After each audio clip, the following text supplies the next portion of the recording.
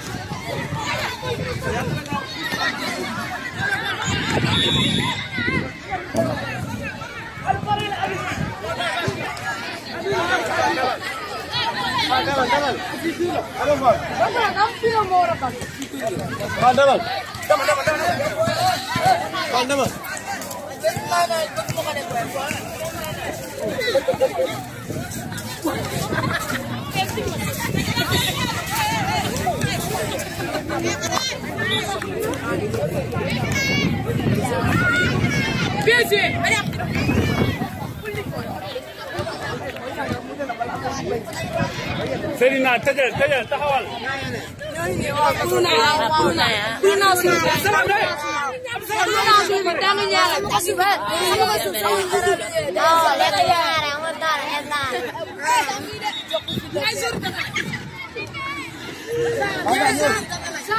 Alfa, Alfa. Faisal. Tayo. Faisal.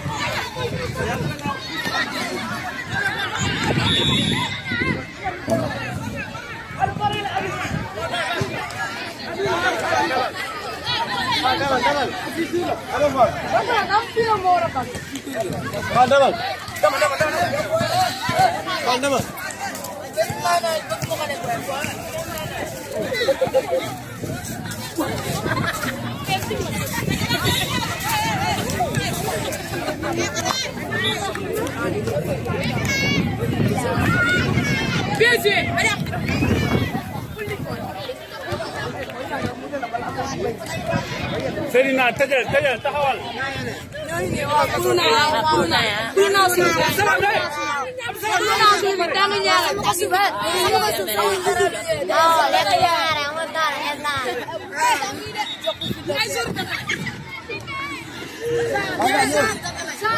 Alpha, Alpha. Faisal. Tayo. Faisal.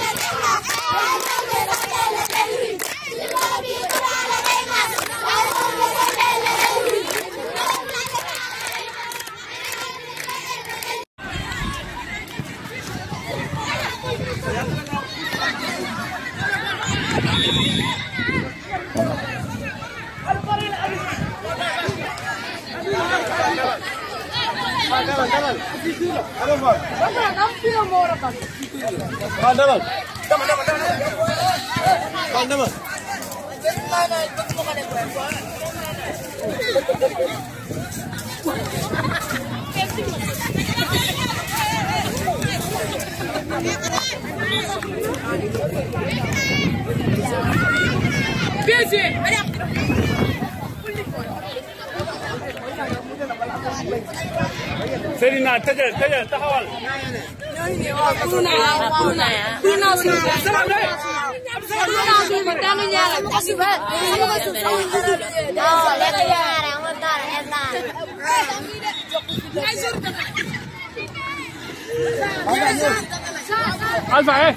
Alpha. Faisal. Tayo. Faisal.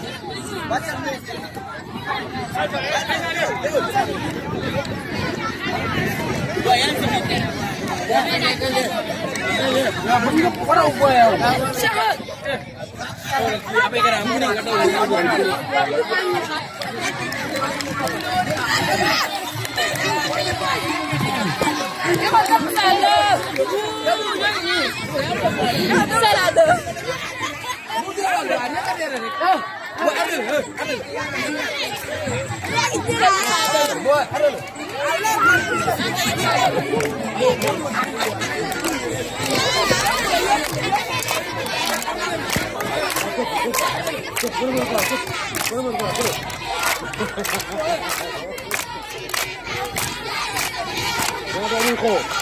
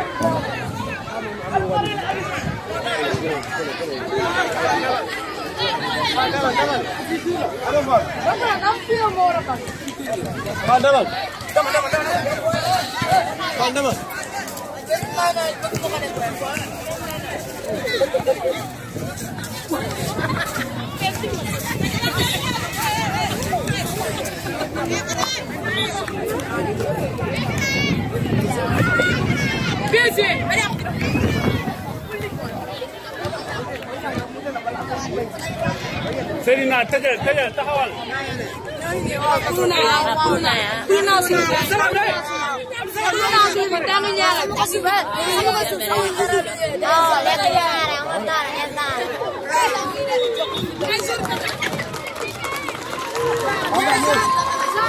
Alpha. Faisal. Tayo. Faisal.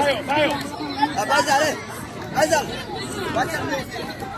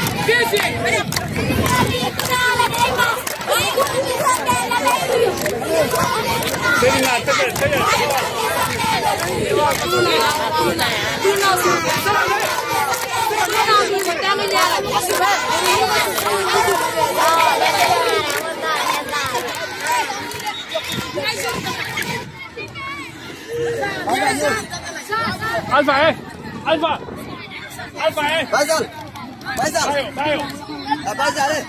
Faisal.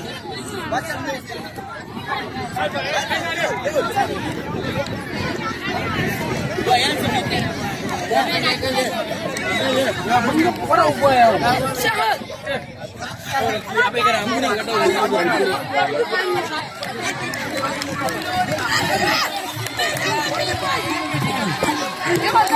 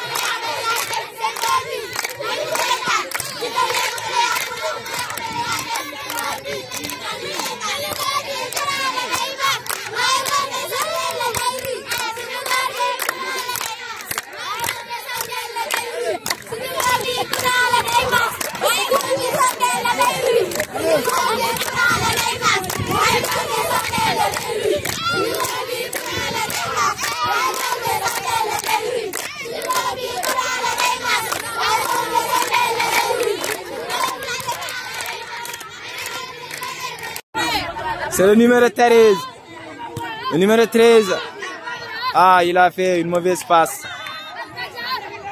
Il a fait une mauvaise passe. Le gardien n'a pas bien suivi. S'il regardait la trajectoire du ballon, il allait empêcher le défenseur de marquer ce but. Quel but, quel but. Il s'est très bien tiré. Ah ouais, ça devient de plus en plus difficile. Il est 17h passé de 30 minutes. Nous voilà aujourd'hui au CM de Kermoussa. Un match qui oppose le FC Soulouf qui va égaliser. Ah, malheureusement pour lui, il n'a pas pu cadrer. C'était pas normal. Contre-attaque, ballon récupéré par le numéro 17. Contrôle orienté, il joue bien, un jeune pétri de talent. Il a fait une passe. Qui va encore le faire. Ah, malheureusement pour lui, c'était pas du tout normal. Tu devais faire un contrôle. Le jeune Lamine Yamal, c'est le jeune Lamine Yamal, c'est le jeune Lamine Yamal.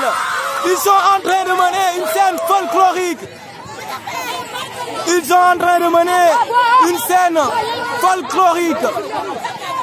C'est le numéro 6 qui devait jouer un jeu rapide. Mais malheureusement, il paraît que son coach lui a empêché de le faire. Je ne sais pas. C'est le coach de FC Soulouf qui est en train de donner ses tactiques, ses systèmes. Il est concentré. Voilà, c'est ça que je veux. C'est le capitaine, le buteur qui va encore tirer le coup franc. Nous allons voir ce que ça va donner pour cette fois-ci. Nous allons voir ce que ça donne. Pour la deuxième fois, il a encore tiré. Ballon intercepté par le numéro 18. Contrôle orienté. Contrôle. Ah, malheureusement pour lui. Quel joueur. Bien joué. Tous pour les Bleus. Le CM de Kermoussa, il a joué en long. Et malheureusement, pour lui,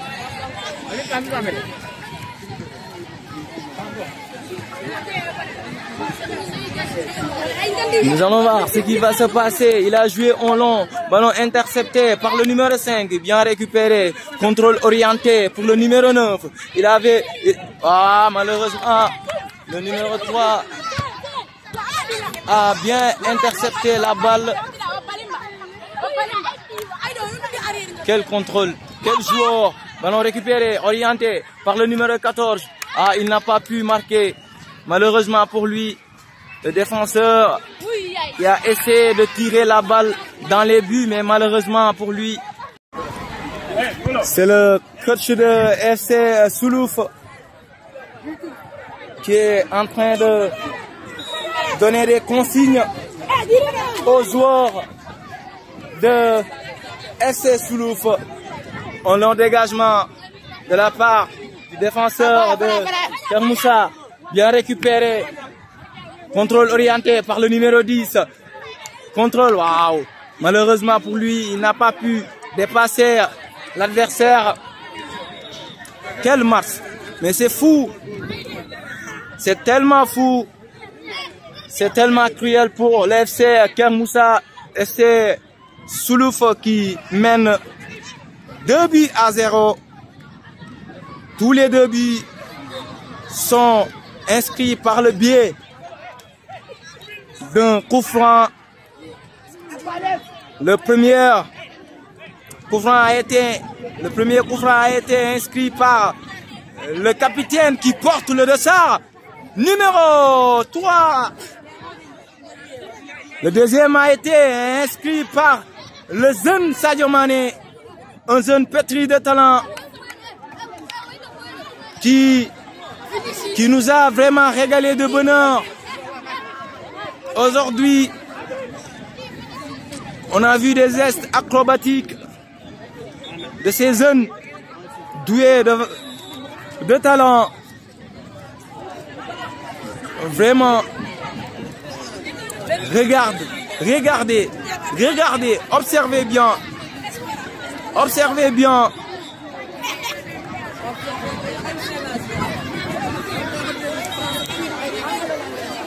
Qui va tirer? Waouh, malheureusement pour lui. Malheureusement, il n'a pas marqué. Vous n'avez pas bien regardé. C'est pas cadré. C'est pas cadré. L'arbitre a pris la bonne décision de siffler. Quel suspense! C'est le capitaine qui va encore tirer. Il en fait partie des meilleurs joueurs de cette finale.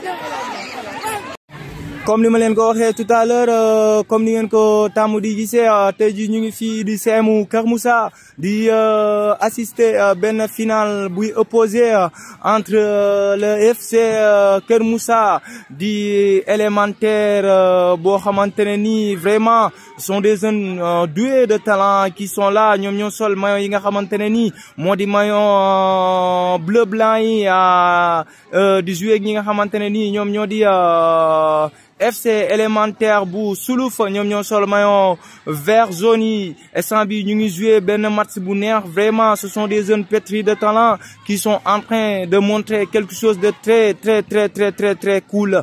Parce que ça montre vraiment qu'il y a des jeunes pétris de talent qui sont ici à Kër Moussa, dans la commune de Kër Moussa. Gis nga xoolal xale boobu ku si mel ni ki téye bal bi gis nga ko lu mu tuuti bañkat la et que mu ngi jouer jeu bu exceptionnel la. mu ngi jouer lu doy waar fu mu toll nii. J'attendais pas à ce que ñoom ñu jouer lu mel nii parce que boo leen xoolee ci ay at ak ci taay da ngay jàpp ne que ñoom waruñoo mën a procurer li nga xamante ne nii moom lañ nekk di mën a nii. Mais tey jii nii vraiment ñoom surprendre nañ ma vraiment. Ils m'ont surpris. L'histoire sera convoquée aujourd'hui au CM de Kër Moussa. Un match qui oppose le FC Soulouf et le FC Kër Moussa. Et il paraît que élémentaire là, ñu ngi gis changement au niveau de l'équipe de Kër Moussa. Entrant numéro 6, ils sont en train de trouver une solution, mais jusqu'à présent, ils ne parviennent pas à le faire. Ils ont tout fait. Mais jusqu'à présent, avant, ça donne rien. Tellement que match bi dafa serré. Ils veulent une satisfaction, mais il paraît que l'équipe adverse bi nangoogul pour may leen loolu. Nangoogu ko. Coup franc qui sera tiré par le capitaine de FC Soulouf qui porte. Oh, quel but! Quel coup franc! De la part du capitaine d'FC Soulouf qui vient de marquer un joli but. C'est tellement cool. C'est tellement cool. Vraiment. Nous allons voir si le FC Kër Moussa qui est mené 2-0, s'ils vont remettre la main dans la sauce, oui ou non. En tout cas, comme j'ai l'habitude de le dire, l'histoire sera convoquée aujourd'hui, ce soir. Nous voilà si présents avec des supporters qui ont vraiment apporté du plaisir aux joueurs qui sont là depuis tout à l'heure, qui offrent une scène folklorique. Un coup franc qui sera tiré par l'FC Kër Moussa. Il a tiré, mais malheureusement pour lui. Ballon contrôlé par le numéro 12. Bien récupéré. Coup franc pour FC Soulouf. C'est FC Soulouf qui a marqué. C'est le dossard numéro 2.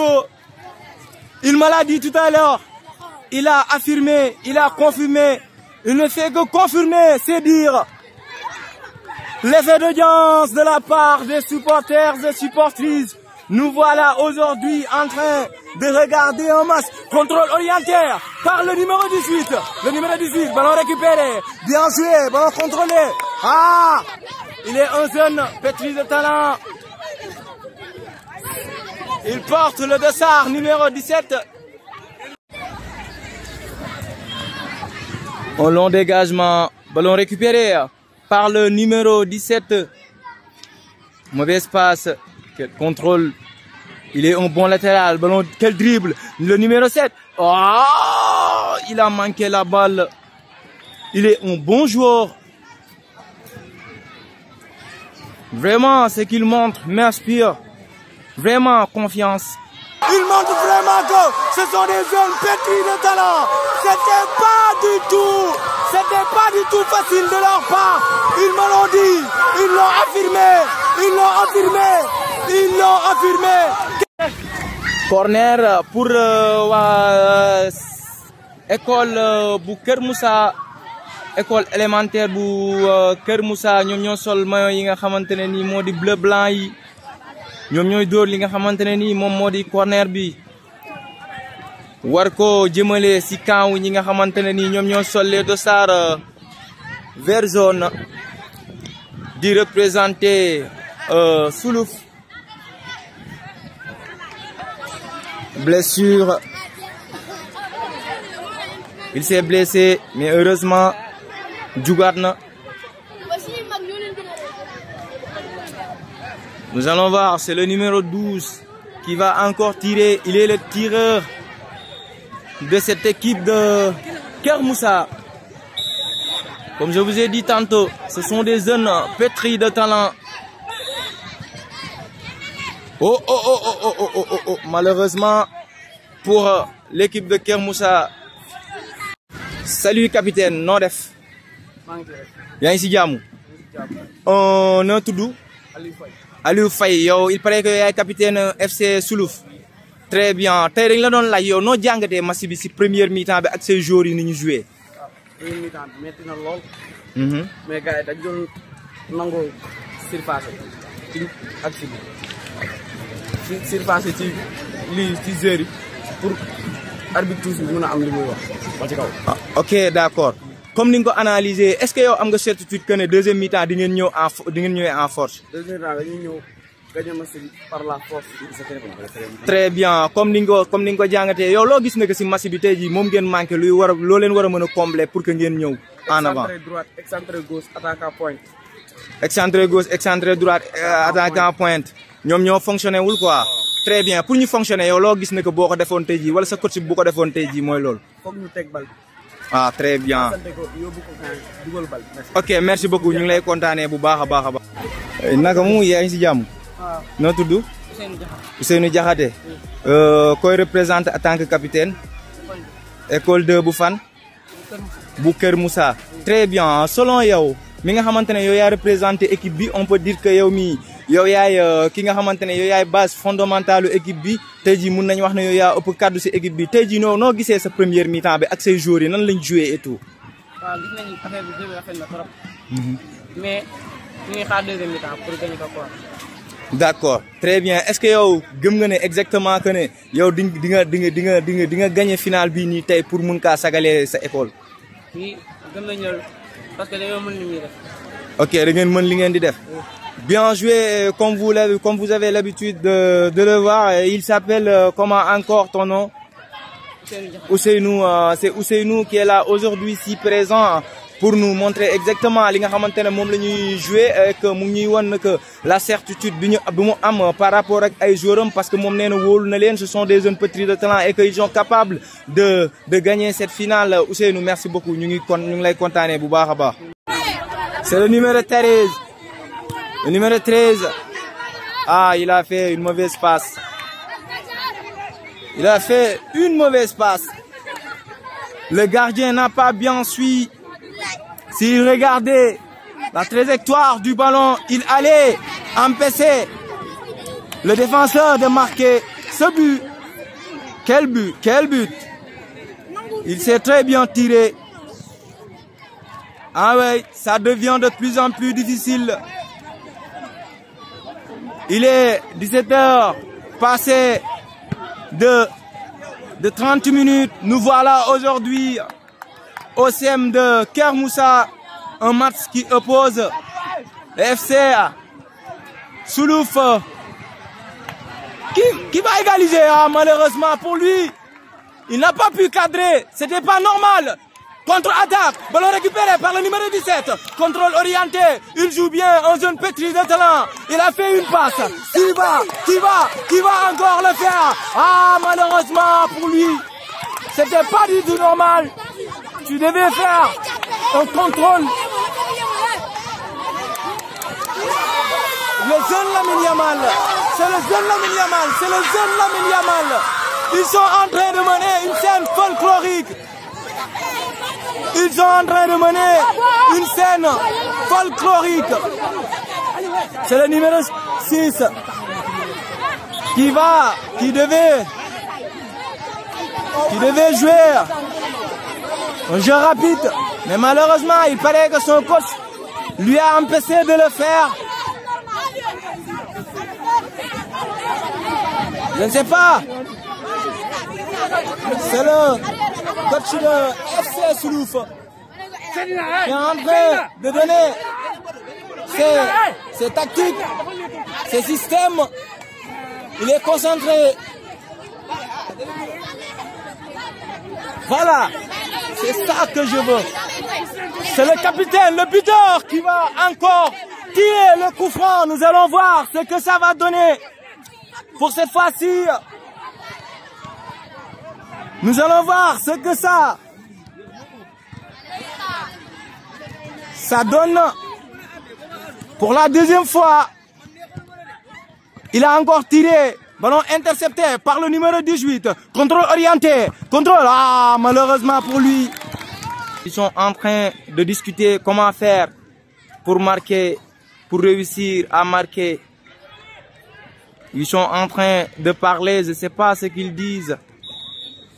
Ballon, la balle sera tirée par le numéro 5. Il a tiré. Waouh, malheureusement pour lui. De leur part, ils me l'ont dit. Ils l'ont affirmé. Ils l'ont affirmé. Ils l'ont affirmé. Quel coup franc. Quel coup franc. Quel coup franc. Quel coup franc. Quel coup franc de la part du jeune Sadio Mané. Sadio Mané.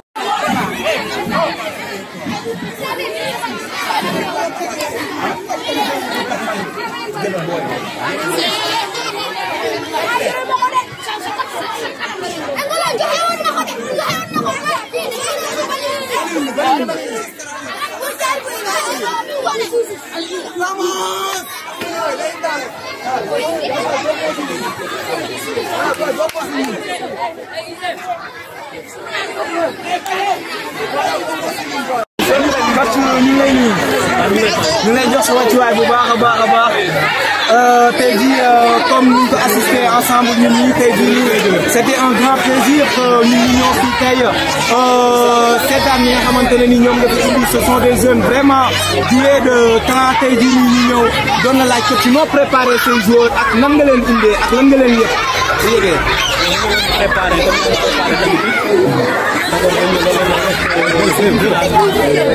une finale, c'est la fête. Il faut qu'il y ait un vainqueur et un vaincu. On a été premier de notre groupe avec un parcours vraiment on s'est préparé à tout, en tout cas.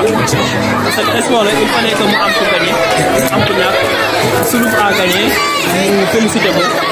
Nous aussi, on n'a pas de mérité. Après tout, c'est le côté de communication. L'essentiel, c'est de participer. Nous faut les équipes éliminer.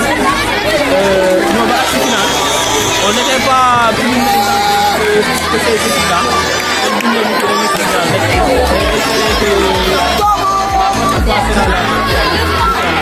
Ok, merci beaucoup coach, merci beaucoup. Ñu ngi lay kontaanee bu baax a baax a baax.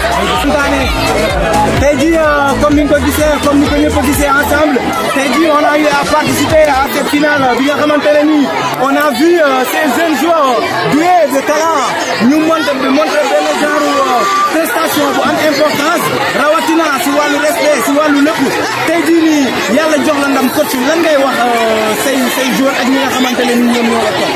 D'abord maa ngi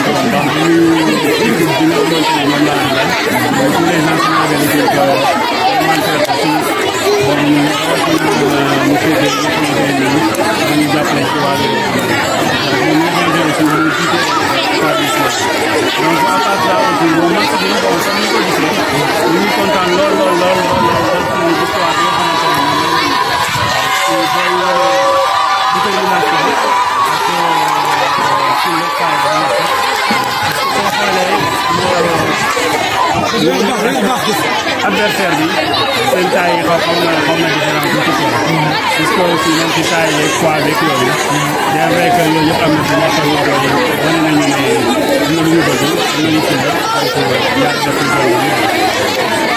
félicitations coach ñu ngi lay kontaanee bu baax a baax a baax a baax merci beaucoup et félicitations coach merci beaucoup.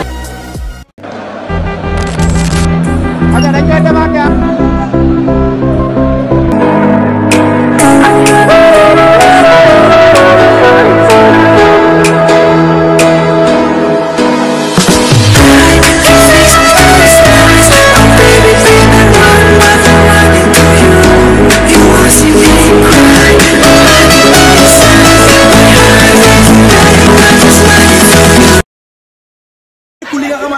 moom moo di organisation yi ak lépp jusqu'à ce que nga mën a parvenir ba ñëw si phase finale bii nii. waaw tout d'abord ñu ngi leen di nuyu yéen di leen sant di wax que ne vraiment c'était pas du tout facile mais nag ak enseignants yëpp jàpp nañ ci ba ñu yëg si fii parce que nag xam na ne gérer ay xale yomb surtout ci tournoi boo xam ne dafa am trophée vraiment yomb parce que boo ñu ko def muy Sénat moom la leen day dem ñu leen jàmbaar parce que bëri na ci zone yoo xam ne boo demee day am avant ñu jouer Sénat am na ay instants ba dañoo mujjee arrêté seen compétition mais nag yàlla dimbali nañu ba tey vraiment des nañ ci Sénat di ko mujjee vraiment c'était pas facile comme ni ko gisee comme on a l'habitude de le voir souvent dans nos localités c'était pas facile ci organisation bi et tout nous tenons vraiment à te dire félicitations parce que tamit tey gis nañ li nga xamante ne nii dañ nga ko si ay coono et tout